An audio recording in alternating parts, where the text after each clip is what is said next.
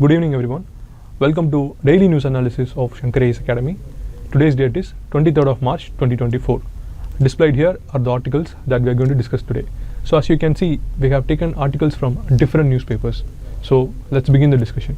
Look at this article. This news article talks about the development of weight loss injectables which are as effective as bariatric surgeries. This marks significant step forward in the fight against obesity. This is the crux of the news article. In this context, let us quickly go through some of the important points given in this article. Firstly, let us understand why this development is significant. See, a recent study by the Lancet found that 12.5 million children in the country aged between 5 and 19 were grossly overweight in 2022. It is way too high when compared with 1990. In 1990, there were only 0.4 million people. Over the years, this 0.4 million should be reduced, but in contrast, it has increased to 12.5 million. This figure is panicking because obesity is defined as a paradoxical state of malnutrition. That is why the development is very crucial. Some of the injectables that will be available in India within the next few years includes semaglutide sold as Ozempic and Wegovy from Novo Nordisk and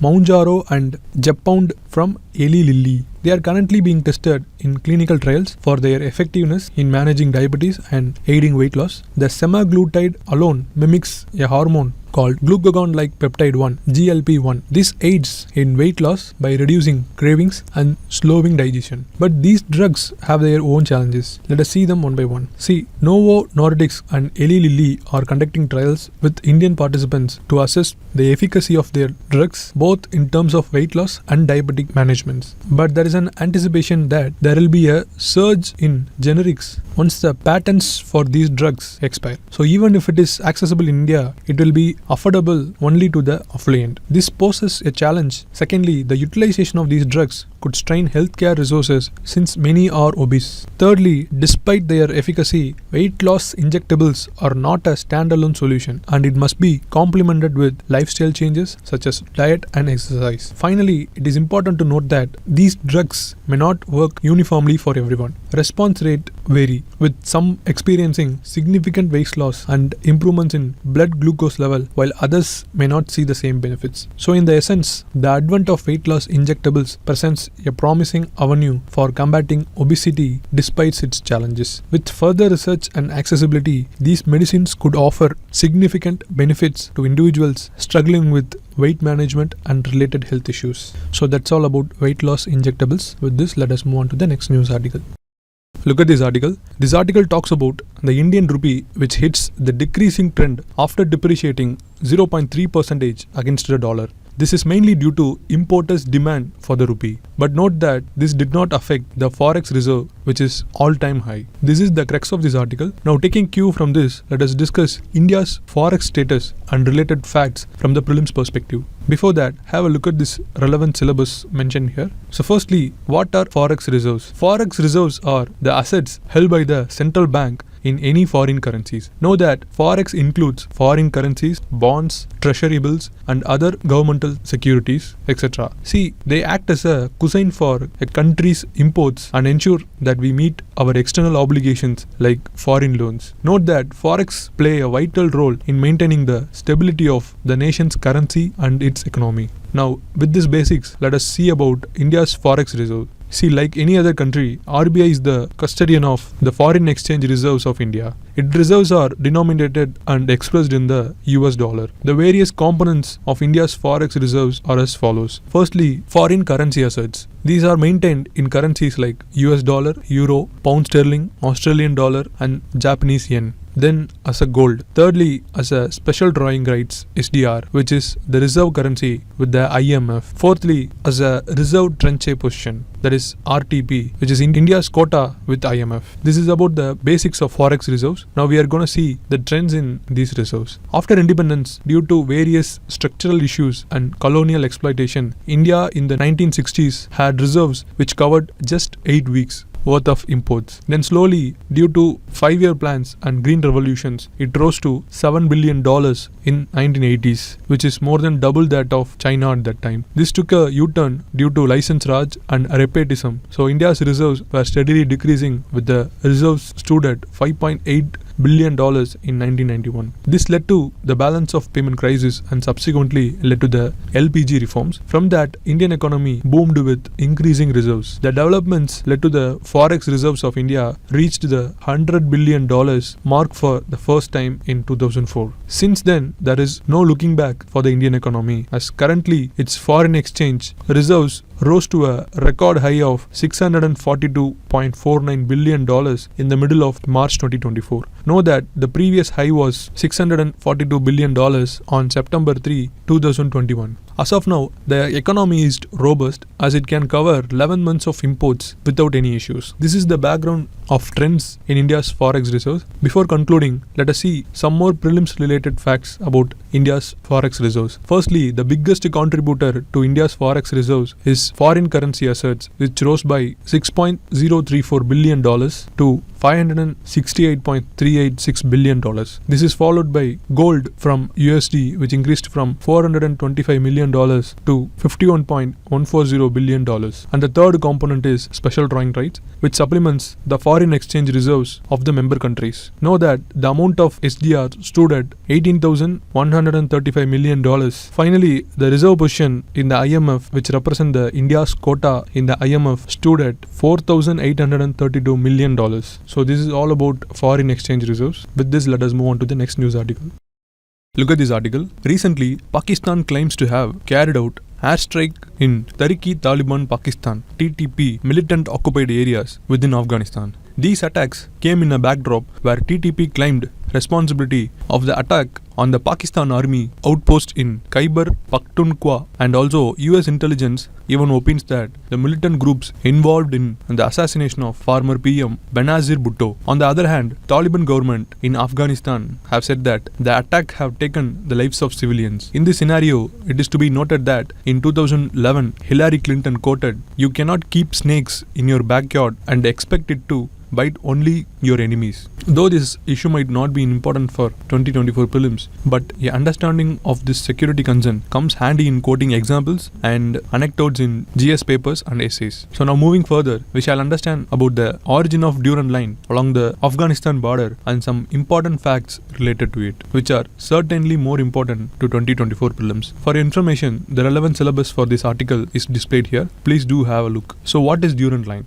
The Durand Line is the 2,640 kilometer border between Afghanistan and Pakistan, established in 1893 by Sir Mortimer Durand, who is a British diplomat during the rule of British Raj in the Indian subcontinent. The agreement between Sir Mortimer Durand, representing British India, and Abdur Rahman Khan, the Emir of Afghanistan at that time, was intended to mark the limits of their respective spheres of influence and prevent Russian expansion into British India. It is to be noted that Abdur Rahman became king in 1880, 2 years after the end of the Second Afghan War, in which British took control of several areas that were part of Afghan kingdom. He was essentially a British puppet. His agreement with Durand demarcated the limits of his and British India's spheres of influence on the Afghan frontier with India. The 7-class agreement recognized a 2,670 kilometer line which stretches from the border with China to Afghanistan's border with Iran. And more importantly, the Durand Line was drawn without much consideration of the ethnic and tribal communities, leading to numerous issues and disputes between Afghanistan and Pakistan over the years. Afghanistan has never formally recognized the Durand Line as the legitimate border between two countries, which led to the ongoing tensions and conflicts in this region. So that's all about this Durand Line. With this, let us move on to the next news article.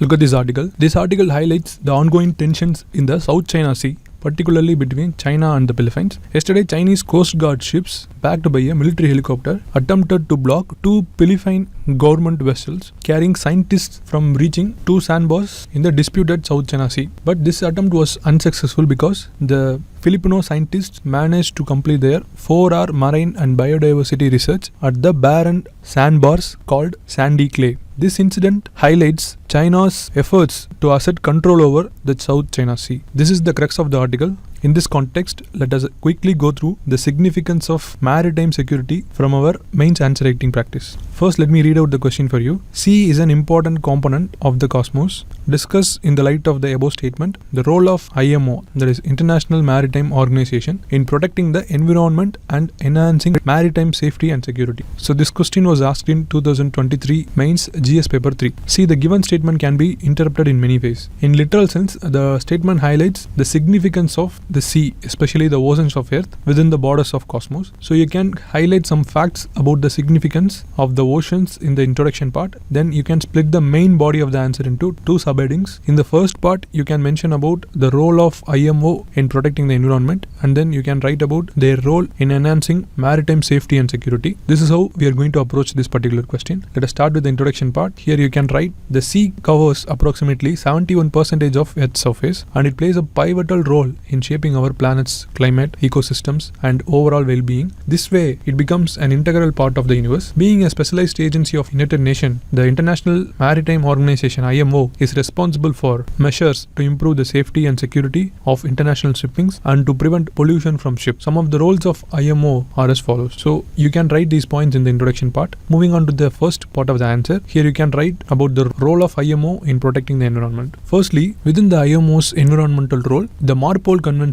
stands out. MARPOL Convention sets global regulations under IMO's oversight to minimize ship pollution and addressing oil pollution in line with broader environmental goals. Mainly, it keeps an eye on chemicals carried in bulk, sewage discharges, and reduced sulfur dioxide emissions from ships and ocean-depleting substances. Secondly, IMO can designate particularly sensitive sea areas with special protective measures. These areas are ecologically, scientifically, or culturally significant regions. By according this status, IMO will protect the region from the adverse impacts of maritime activities and preserve their unique characters. Thirdly, the Glow Ballast Partnerships Project. It is a joint initiative of Green Fund Environment, UNDP, and IMO. The purpose of the project is to address the issues of invasive species introduced through ballast waters. Under the project, developing countries will be assisted to reduce the transfer of harmful aquatic organisms and pathogens through effective ballast water management. Fourthly, the Global Maritime Energy Efficiency Partnership Project. It is an initiative launched by IMO to protect the uptake of energy efficient technology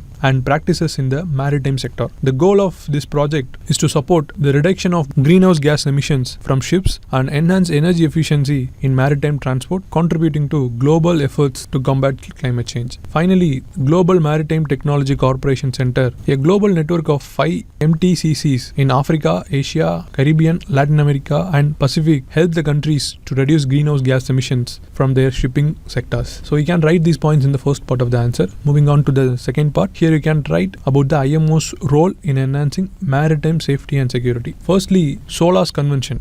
It is expanded as International Convention for the Safety of Life at Sea. It is an international maritime treaty aimed at ensuring the safety of merchant ships at sea. The convention also sets standards for ship construction, equipment, and operation to ensure the safety of life at sea. Secondly, the International Ship and Port Facility Security Code, ISPS code. This code is a part of SOLAS Convention. It is a set of security measures and regulations developed by IMO in response to the increased security threats to ships and port facilities following the terrorist attacks of September 11, 2001. The ISPS code aims to enhance the security of ships and port facilities and prevent acts of terrorism or unlawful interference with maritime transport. For this to happen, the code provides a standardized, consistent framework for evaluating risk, offset changes in threat with changes in vulnerability for ships and port facilities. Thirdly, the Convention for the Suppression of Unlawful Acts Against the Safety of Maritime Navigation. This is also a multilateral treaty adopted to prohibit and punish acts that threaten maritime navigation safety. The convention requires contracting governments to prosecute or extradite alleged offenders. Finally, following the adoption of the 1979 SAR Convention, the IMO's Maritime Safety Committee divided the world's oceans into 13 search and rescue areas. In each of these areas, the countries concerned have delimited search and rescue regions for which they are responsible. This ensures that search and rescue services are available globally, save lives, and improving overall safety of the maritime navigation. So you can write these points in the second part of the answer. Moving on to the conclusion part, here you can write that in conclusion, the sea's significance as a vital component of the cosmos cannot be overstated, given its crucial role in sustaining life, regulating climate, and fostering biodiversity. In recognizing this importance, the IMO assumes a pivotal role in safeguarding the maritime environment and promoting maritime safety and security worldwide. Through the implementation of regulations, the facilitation of international cooperation, and the provisions of technical assistance, the IMO strives to mitigate environmental degradation, prevent maritime accidents, and combat maritime threats. In doing so, the IMO contributes significantly to preserve the sea's integrity as an essential element of cosmos, while ensuring sustainability of maritime activities for the benefit of present and the future generations. So that's all about this mains answer writing. With this, let us move on to the next news article. Look at this article. Recently, Delhi High Court stated that there were contradictions in 2018 judgment of 2G spectrum case, which called for the re-examination of entire evidence as put forth by CBI, and presently the case is in the state of leave to appeal. With this backdrop, let us understand about the appellate jurisdiction of High Court and leave to appeal provisions in the Constitution from the prelims perspective. So before moving further, please refer to the relevant syllabus to this particular article given here. So let's start our discussion. See, the highest judicial court that exists in every state and union territory is the High Court. The provisions concerning the High Court are laid down in Article 214 to Article 237 of the Indian Constitution. The initiation of High Courts follows the rules and regulations mentioned in the Article 214. They have original, appellate, and writ jurisdiction. Firstly, the appellate jurisdiction of High Courts in India refers to the authority to hear and adjudicate appeals from lower courts or tribunals within their territorial jurisdiction. Here is an overview of the appellate jurisdiction of the High Court of India. Firstly, civil aspects in matters where the amount at stake is at least 5,000 rupees. This includes appeals from decisions of district courts and subordinate civil courts. Secondly, in criminal instances when the offender has been condemned to 4 years in jail by the sessions judge, the High Court can hear the appeal, and also in criminal matters, a district's session judge has the authority to impose death penalty. However, such a punishment must be approved by the High Court. Thirdly, revenue and land disputes over the decisions of revenue courts or land tribunals. This includes appeals from revenue courts deciding land disputes, orders, or decisions of land acquisition authorities. Fourthly, constitutional matters including appeals from lower courts involving the questions of constitutional law or violations of fundamental rights, along with the appeals on the orders passed by tribunals or constitutional issues. Sixthly, writ jurisdiction appeals under Article 226 of the Constitution of India. This includes appeals from judgments or orders passed by a single judge of the High Court in writ petition. Having discussed about the appellate jurisdiction of High Court, let us now learn about special leave to appeal, which was in news. See, in India, when a party is dissatisfied with the decisions of High Court, they can file a petition for special leave to appeal to the Supreme Court of India. This petition is filed under Article 136 of the Indian Constitution, which grants discretionary powers to the Supreme Court to grant special leave to appeal from any judgment, decree, determination, sentence, or order any cause or matters passed made by any court or tribunal in the territory of India. Here is a brief overview of the process. To begin with, the party seeking leave to appeal must demonstrate to the Supreme Court that the case involves a question of law of general public importance or a substantial question of law. It is essential to be noted that Supreme Court has the discretion to grant or refuse such petitions. If the court finds merit in the petition, it may grant leave to appeal, meaning the case will be heard as a appeal. This is called as grant of leave. So that's all about the appellate jurisdiction and the special leave to appeal. With this, let us move on to the next news article. Look at this Hindu article. Russia admitting the state of war persisting for 2 years in Ukraine. This was marked by a series of drone attacks and a wave of missiles. With this backdrop, let us see about the important war zones in this region from the prelims perspective. Before we begin the discussion, please go through the relevant syllabus mentioned here. Now let's get into the important war-affected regions in brief. In 2014, Russia invaded Crimea. Presently, a Kyiv bridge linking Russia to Crimea was damaged. Ukraine's counter-offensive is continuing with the advances around the city of Bakhmut, as well as slow progress in the eastern Donetsk and southeastern Zaporizhia regions. Now let us dwell into specific details of the important cities and war-hit zones of Ukraine. First one is Kyiv.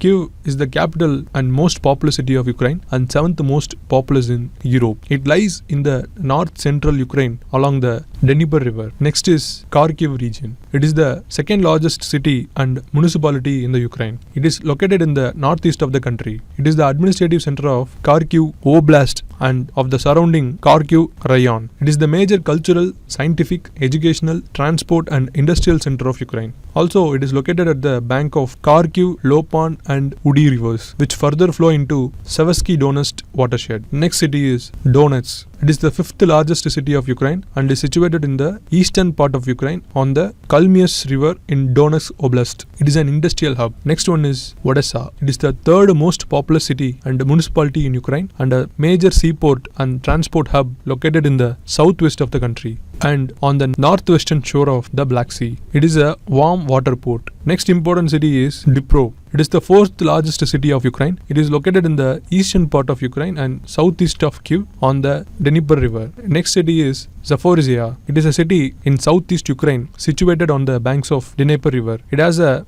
Zaporizhia nuclear power plant, which is the largest nuclear power station in Europe. Next city is Luhansk. It is the easternmost province of Ukraine. The region is located in the valley of Seversky Donetsk river. All of the oblast is under the occupation of Russia, which claims the oblast as the Luhansk People Republic (LPR), a self-declared state turned Russian federal subject. Next city is Kherson. It is a port city of Ukraine situated on the Black Sea and on the Dnieper river. And the last city is Mariupol. It is the city on the north coast of the Sea of Azov at the mouth of Kalmius river in the Priazovia region of Ukraine. It was the 10th largest city in Ukraine and the second largest in Donetsk Oblast before the Russian invasion. So these are all the important cities that are affected by the war. With this, let us quickly see some other articles in today's newspaper, but we have covered them in the previous videos.